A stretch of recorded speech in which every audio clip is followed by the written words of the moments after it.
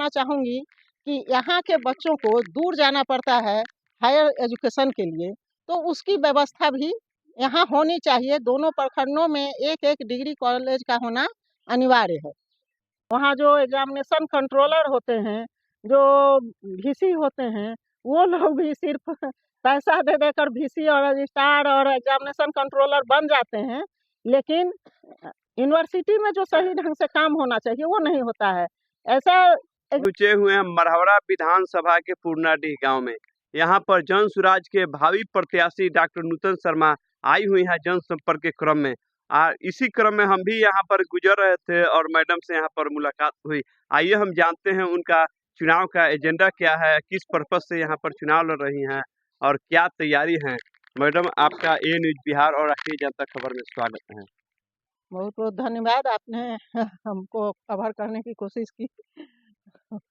मैं यहाँ इस क्षेत्र का काफ़ी दौरा की हूँ और यहाँ के लोगों की समस्याओं को देख रही हूँ। एक तो बच्चों के पढ़ाई में भी सही ढंग का जो सरकारी स्कूल होना चाहिए, उसकी व्यवस्था होनी चाहिए, वो भी नहीं है। लेकिन ख़ैर फिर भी मिडिल स्कूल और primary school, middle school, high school है। हाई स्कूल उत्क्रमित होके इंटर तक भी कर दिया गया है। लेकिन अभी तक भी नगरा प्रखंड और मढ़ौरा प्रखंड कहीं भी डिग्री कॉलेज नहीं है। तो मैं सबसे पहले यहाँ पहल करना चाहूँगी कि यहाँ के बच्चों को दूर जाना पड़ता है हायर एजुकेशन के लिए, तो उसकी व्यवस्था भी यहाँ होनी चाहिए। दोनों प्रखंडों में एक-एक डिग्री कॉलेज का होना अनिवार्य है।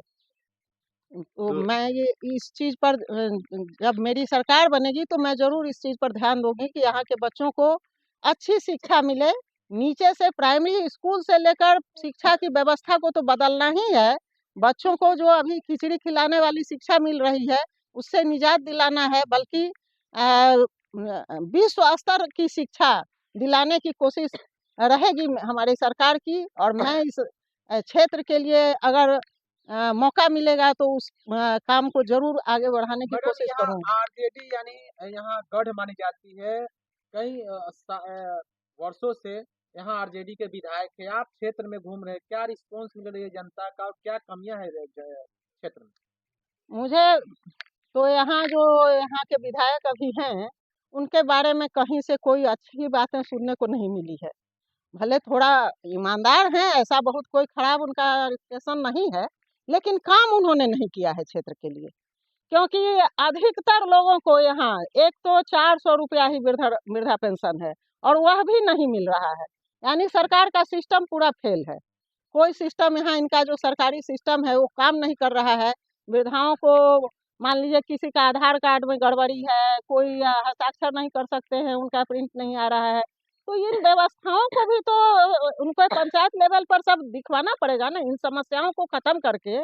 और जो वृद्धा हैं हमारे, उनको तो कुछ जो आप दे रहे हो, आपकी योजना आ रही है, लेकिन वो लाभ लोगों को मिलता हुआ नहीं दिख रहा है। उसके अलावा जो ये इंदिरा आवास योजना है, अब उसका वह नाम भी बदल गया, प्रधानमंत्री हाँ, आवास योजना हो गया है। प्रधानमंत्री आवास योजना कर दिया गया है इसमें सेंट्रल गवर्नमेंट से, लेकिन उसका भी कहीं कोई सही मतलब व्यवस्था हमको दिख नहीं रही है कि लोगों को वो मिल रहा है आसानी से। और सरकार की जितनी भी योजनाएँ आती हैं, वो पब्लिक को भुलावा देने के लिए सिर्फ़ योजनाएँ आती हैं, धरातल पर वह कहीं दिख नहीं रही हैं। इस क्षेत्र में मैं पूरा घूम कर देख चुकी हूँ। मैंने बहुत कम लोगों को, जो पैसे वाले हैं, जो सक्षम हैं, जो अफ़सरों को पैसा दे के काम करवा सकते हैं, उन्हीं को मिल रहा है। जो सही में हमारी पब्लिक है, जिसको सही-सही में मिलना चाहिए, उन लोगों को नहीं मिल पा रहा है, मैडम, कोई आप भी एक योजना। शिक्षिका हैं और शिक्षा की जो स्थिति है कि जेपी यूनिवर्सिटी जयप्रकाश नारायण के नाम पर स्थापित है और सिलेबस की स्थिति है कि ग्रेजुएशन 3 साल का कोर्स 5 साल में होता है, 7 साल लग जाता है।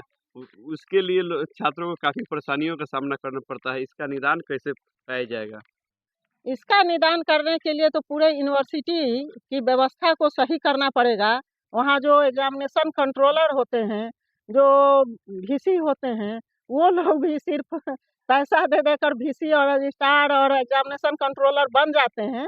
लेकिन यूनिवर्सिटी में जो सही ढंग से काम होना चाहिए वो नहीं होता है। ऐसा एकदम से अचानक से कोई परीक्षा का डेट निकाल देते हैं और एग्जाम ले लेते हैं। कोई रूल रेगुलेशन का मतलब ये ध्यान नहीं रखा जाता है। जबकि नियम है कि कम से कम 25 दिन पहले आपको एडमिट कार्ड मिल जाना चाहिए।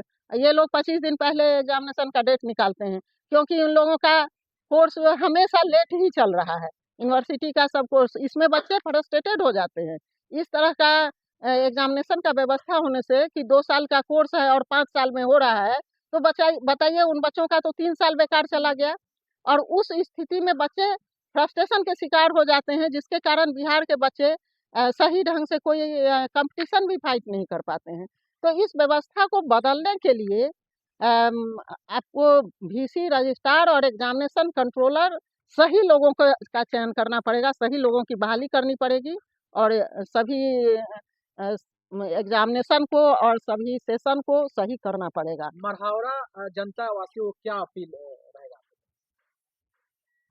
यहाँ की जनता से मैं यही अपील करना चाहूँगी कि ये लोग अभी तक जिस परिस्थिति से गुजर रहे हैं, उस परिस्थिति से अगर निजात पाना चाहते हैं, तो जनसुराज के साथ जुड़े, जनसुराज का हाथ मजबूत करें, तो इन लोगों की ये अवस्था जो है ज़रूर बदलेगी। क्योंकि क्योंकि जनसुराज का हमारी नेता कैसी हो? हमारी नेता कैसी हो? कहने का ये है कि ये लोग जब तक व्यवस्था को परिवर्तन करने के इसमें संधा नहीं लगाएंगे, जब तक पब्लिक साथ नहीं देगी, तो कोई भी परिवर्तन संभव नहीं है। बहुत बहुत धन्यवाद।